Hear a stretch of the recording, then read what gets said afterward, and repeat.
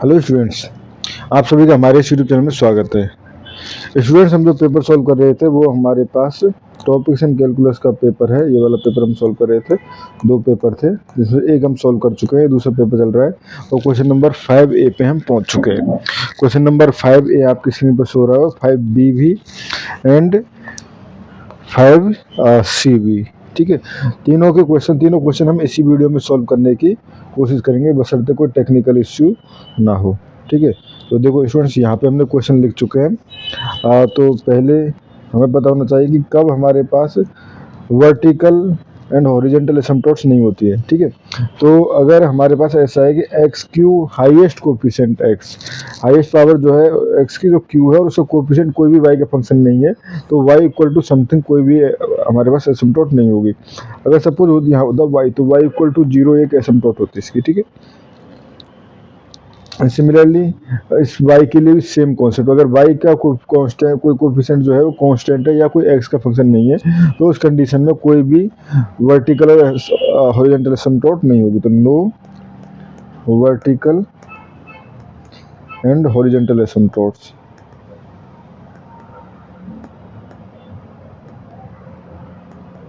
ठीक है स्टूडेंट्स, अब हमारे पास इसके बाद आता है ऑब्लिक एसिम्पटोट्स निकालने के लिए।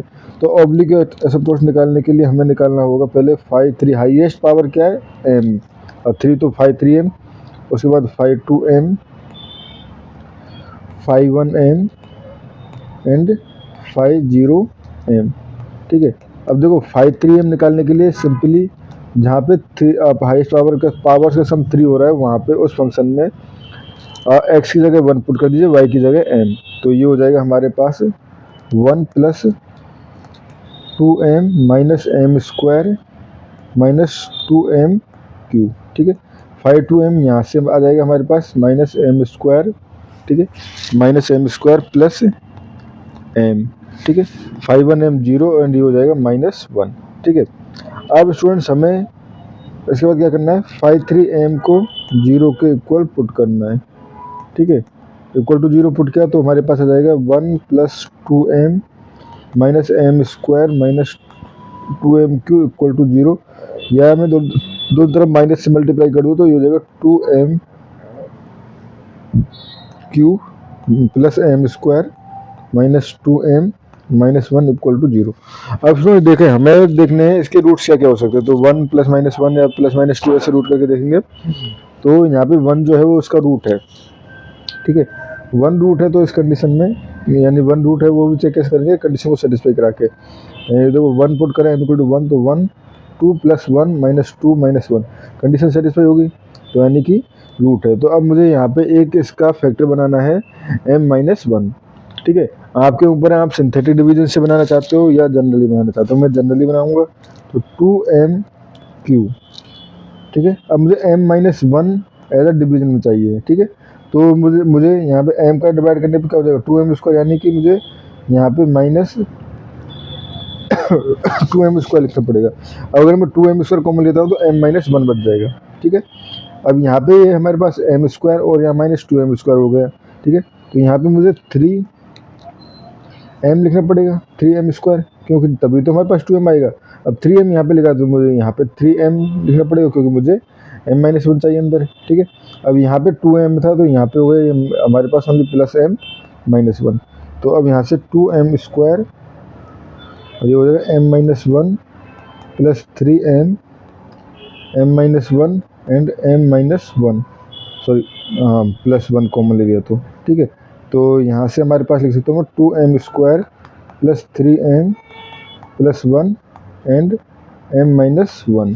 ठीक है, तो अब इसके तो फैक्टर मैं डायरेक्टली बना सकता हूँ। इसका फैक्टर बन जाएगा 2m plus 1 and m plus 1 और ये हो जाएगा m-1। तो यहाँ से m इक्वल टू आ चुका है हमारे पास 1 -1 एंड -1/2। ठीक है स्टूडेंट्स, ये आ चुके हैं हमारे पास। अब हमें c की वैल्यू निकालनी है। तो c की वैल्यू क्या होगी, -5 2m अपॉन 5 3 स्टूडेंट्स, ये तब है जब c की वैल्यू रिपीट नहीं हो रही हो। रिपीट होने के केस में दूसरा फॉर्मूला होता है। ठीक है, तो रिपीट नहीं हो रही, तो इस कंडीशन में ये हो गया हमारे पास अब देखो पहले फाई 3 डैश एम, तो पहले फाई 2 एम जो है वो क्या है हमारे पास, फाई 2 एम यहाँ से एम कॉमन ले लूँ मैं यहाँ से, तो ये हो जाएगा हमारे पास 1 माइनस एम, इसको लिख सकता हूँ तो m dot 1 minus m, m dot 1 minus m, ठीक है, अपॉन माइनस एन का इसके साथ, एंड फाई 3 एम डैश इसका डेरिवेटिव, तो इसका डेरिवेटिव हो जाएगा फाई 3 डैश एम, ये हो जाएगा हमारे पास 2 minus 2 m minus 6 m square, 2 minus 2 m minus 6 m square, ठीक है। तो ये हो गया हमारे पास 2 minus 2 m minus 6 m square, ठीक है। अब 4 एम इक्वल टू 1, ठीक है, m equal to 1, c equal to 0, यानी कि इस कंडीशन में y equal to m x जो है 1 है, तो y इक्वल टू एक्स जो है इसकी एक एसिम्पटोट है, ठीक है। 4 एम इक्वल टू माइनस 1, तो ये हो जाएगी हमारे पास c इक्वल टू, ये हो जाएगा माइनस 1 माइनस 1 यहाँ पुट करेंगे तो 1, ये 2 बेसिकली माइनस 2 अपॉन ये हो जाएगा 2 प्लस 2 माइनस 6, ठीक है, तो ये हो जाएगा 1, ठीक है, वो एम इक्वल टू माइनस 1 है, तो ये टर्म जो है प्लस 1 हो जाएगी, सॉरी यहाँ पे अभी साइन से, बट यहाँ पे जो प्लस हो जाएगी, क्योंकि यहाँ पे ये हमारे पास 2 हो जाएगा, ये माइनस है, और उस माइनस की वजह से एम इक्वल टू माइनस 1 है, तो यहाँ पे हो जाएगी माइनस 1, तो y equal to minus x minus 1, एक एसिम्पटोट और आ गई, ठीक है। And similarly if m equal to 1/2, तो c इक्वल टू आ जाएगा आपके पास माइनस 1/2, तो c इक्वल टू 1/2, तो y equal to minus 1/2 X plus 1/2 is also an asymptote, ठीक है स्टूडेंट्स। तो इस तरह से हम क्वेश्चन में एसिम्पटोट्स निकाल सकते हैं, ठीक है। इसके बाद आते हैं हम नेक्स्ट पार्ट पे।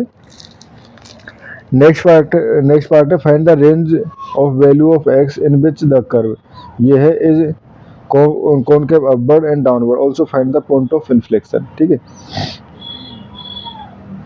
तो देखो,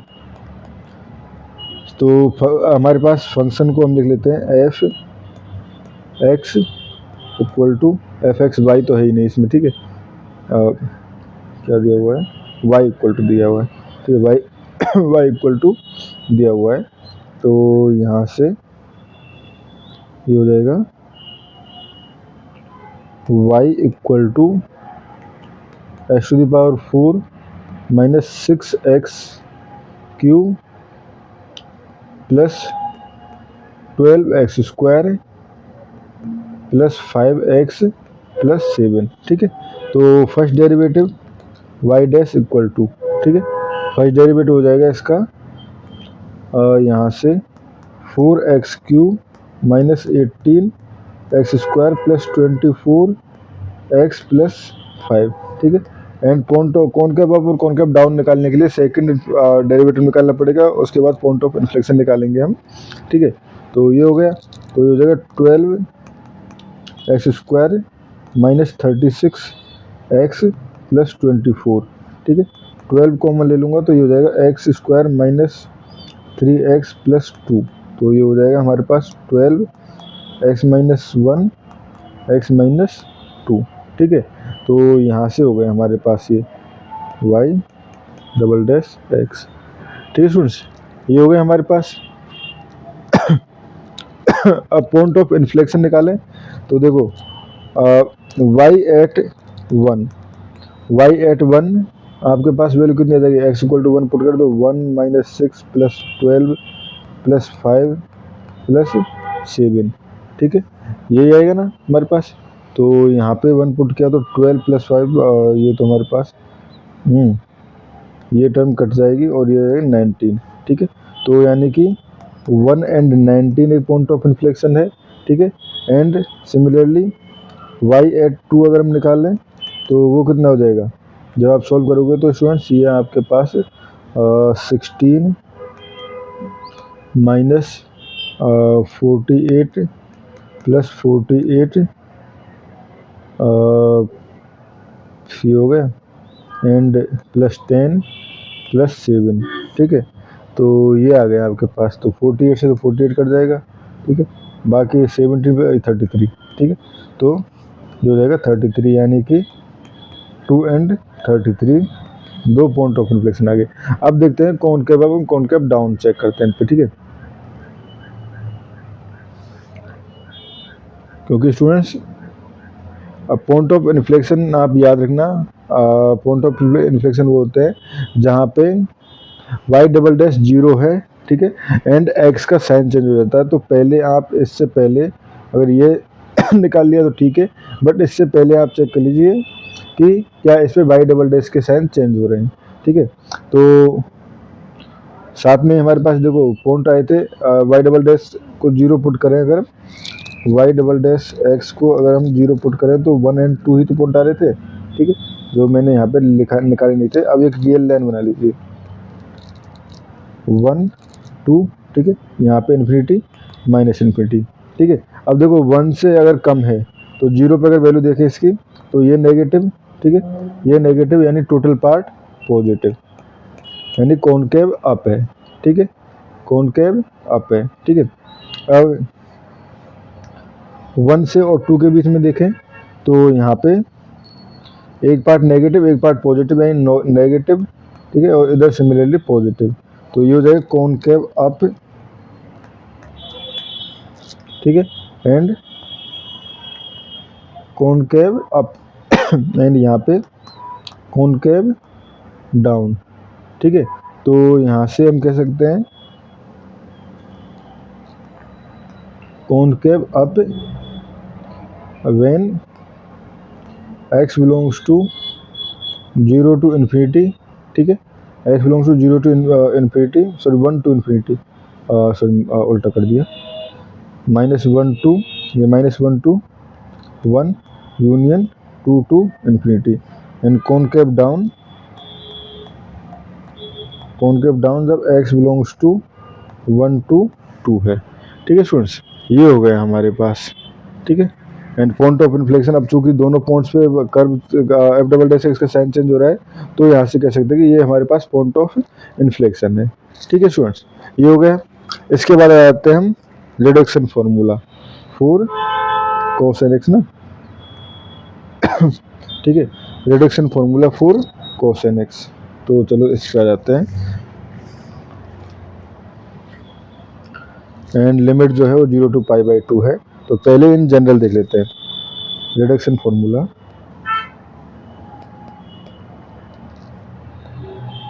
ठीक है। तो cos n x dx equal to मैं क्या लिख सकता हूँ, integration of cos n minus 1 x cos x dx, ठीक है। इंटीग्रेशन कर देता हूँ u डॉट v से, यानी कि u v का इंटीग्रेशन, u को छोड़ा integration of v minus integration d over dx of u integration of v and dx और dv और dx, ठीक है। तो इस तरह से इंटीग्रेशन करेंगे। तो यहाँ से पहले cos n माइनस 1 एक्स को छोड़ा तो cos n माइनस 1 एक्स छोड़ा, cos का किया तो ये हो जाएगा माइनस का, सॉरी इंटीग्रेशन करना है, डेरिवेटिव नहीं, तो cos x का हो जाएगा sin x, ठीक है, ये हो गया। प्लस अब देखो, सॉरी पहले तो माइनस, ठीक है, derivative of cos n minus 1 x, तो यहाँ से आ जाएगा हमारे पास n माइनस 1 आगे, ठीक है, and cos n minus 2 x, ठीक है। अब cos x का होगा तो ये हो जाएगा derivative sin x, but cos x का डेरिवेटिव हुआ है तो इसीलिए ये हो जाएगा प्लस, ठीक है, and integration of cos x, तो ये हो जाएगा हमारे पास फिर से sin x, ठीक है, तो ये हो जाएगा sin square x and dx, ठीक है। अब देखो sin स्क्वायर x को लिख सकते हो 1 माइनस cos स्क्वायर x, तो ये हो जाएगा cos n minus 1 x sin x plus ये हो जाएगा n minus 1 cos n minus 2 x and ये हो जाएगा 1 minus cos square x dx, ठीक है। तो ये हो गया हमारे पास cos n minus 1 x sin x plus n minus 1 and ये हो जाएगा हमारे पास cos n माइनस 2 एक्स, ठीक है, माइनस ये हो जाएगा हमारे पास n-1 integration of cos n minus basically power 2 हो गया एन एक्स हो जाएगा एंड डी एक्स। अब देखो इसको अगर मैं इधर ले जाऊं तो यहाँ से हो जाएगा हमारे पास n-1 प्लस 1, क्योंकि देखो n- बेसिकली 1 यहाँ पर है, ठीक है, और इधर जाएगा तो प्लस में हो जाएगा, तो n-1 प्लस 1, तो बेसिकली ये क्या बच गया n, तो यहाँ से लिख सकता हूँ मैं n cos n x dx, ठीक है, इसको इधर ले गया हूँ तो ठीक है, ये इक्वल टू ये हो जाएगा cos n-1 x sin x, ठीक है, अपॉन, ठीक है, अब तो यही है ठीक है, ये हो गया plus n-1 integration of cos n-2 x dx, या हम कहें cos n x dx equal to cos to the power n-1 x sin x upon n, क्योंकि n से डिवाइड कर दिया, n-1 upon n and cos n-2 x dx, ठीक है students, ये हो गया। अब क्वेश्चन में हमारे पास 0 टू π/2 डिफाइन है, ठीक है, तो 0 टू π/2 अगर हम लिमिट अप्लाई करें तो देखो यहाँ पे तो हमारे पास 0 टू π/2 चला जाएगा। अब यहाँ पे देखो 0 पे sin 0 हो जाएगा, cos पाई पे π/2 पे ये 0 हो जाएगा, यानी ये टर्म तो है 0 हो जाएगी, ठीक है। लेफ्ट पहले π/2 0 करेंगे, अप्लाई करेंगे तो हमारे पास ये वाला पार्ट 0 हो जाएगा, और जब लोअर लिमिट अप्लाई करेंगे तो साइन वाला पार्ट 0 हो जाएगा, यानी पूरा पार्ट जो है वो कैंसिल आउट हो जाएगा, ठीक है स्टूडेंट्स, ये हो गया हमारे पास। तो बचा हमारे पास यहाँ से 0 टू π/2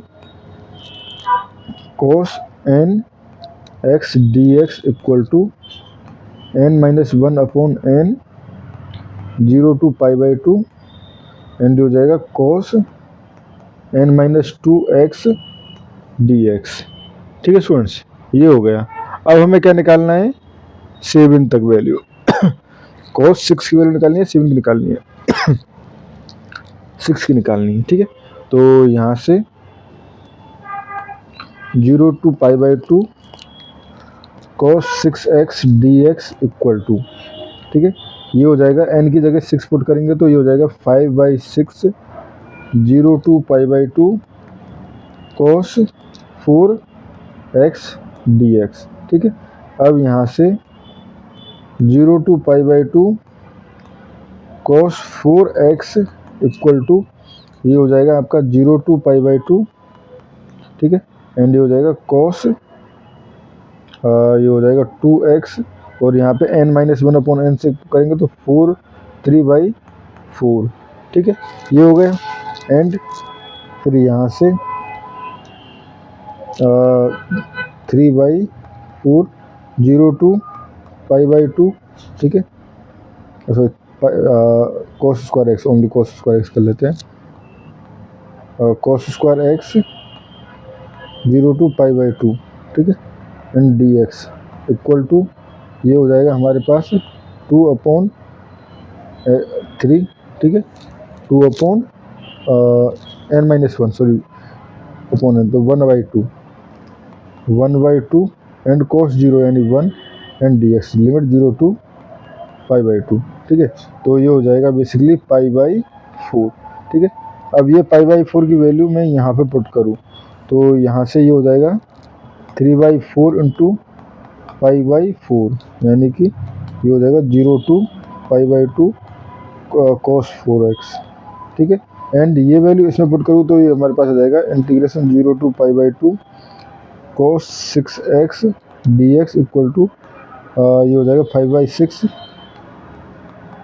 इंटू 3/4 इंटू π/4, ठीक है, तो ये हो जाएगा 2 एंड ये हो जाएगा हमारे पास 5 π/32, ठीक है स्टूडेंट्स, ये इस क्वेश्चन का आंसर आ गया। तो स्टूडेंट्स इस वीडियो में इतना ही हमें करना था, थैंक यू।